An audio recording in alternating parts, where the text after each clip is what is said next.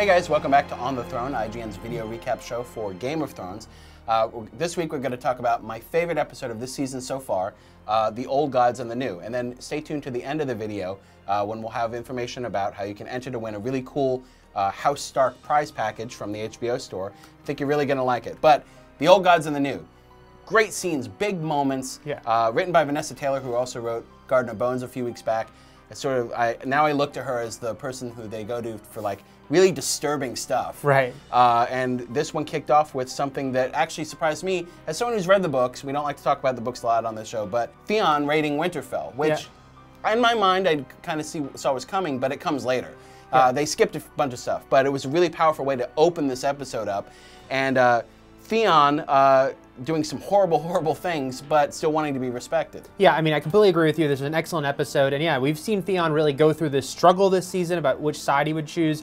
He chose a side with his family, but here he is actually having to go through with what that means, which is attacking Winterfell, and things don't go as smoothly as he might like. He's imagining that they're all going to respect him, whether it's because they fear him or they actually, are rooting for him, but instead no one's really respecting him, and that leads to death. He wants both sides to really like him. That's not going to happen. And then he has to do that horrible chopping of Sir Roderick's head. And so at that point, you're like, oh, Theon, you want to strangle him, you really hate him. And you're like, Theon or Joffrey, who's the worst? Then what comes in the same episode? Joffrey being the worst. This episode, Joffrey still tops not just Theon, but himself again. With the, starting a riot, wanting to kill everybody. Like, everyone die, I can do what I want. Starting this riot. Of course, another crowd-pleasing moment with Tyrion slapping, harkening back to season 1. Yes. Tyrion slapping Joffrey in front of like a lot of important people. Yeah, I'm sure you're all making your gifs right now of that moment, and go for it, and please. It's gonna wind up on YouTube in a loop to some music. Yes. And then Sansa's situation also just keeps getting worse. Yeah, I mean, look, Sansa, again, we've talked before about how last season you all kind of hated her, and understandably, now though, her life is hell for her, and she's getting much worse than she deserves. She's more than paid for her sin. Yeah, and basically, she's nearly raped and killed in this episode, saved by the Hound, but again, Joffrey really could care less. Like, he doesn't care about his wife, he doesn't care about or his wife-to-be, he doesn't care about anyone.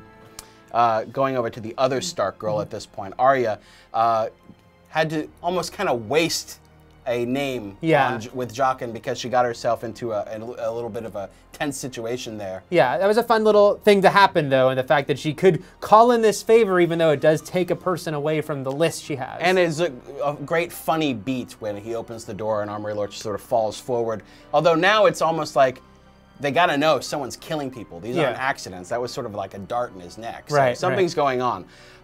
Great scene again between her and Tywin. Well, this week they're actually sort of talking to one another like people. Yeah, having a little bit of a bonding there. That's an interesting facet for her because she's this guy's prisoner, but there's a little bit of a connection there. Jon Snow storyline, excellent. For the first time after he got separated from the group with Ygritte, meeting this female wildling. It felt like his storyline and not just him going around with his superior members of the Night's Watch who are telling him all about what the Night's Watch is and what it's about, and telling him what a sort of a horrible job it is. Yeah, and then we see her, she's definitely messing with them when she's kind of rubbing up against him as they're trying to sleep.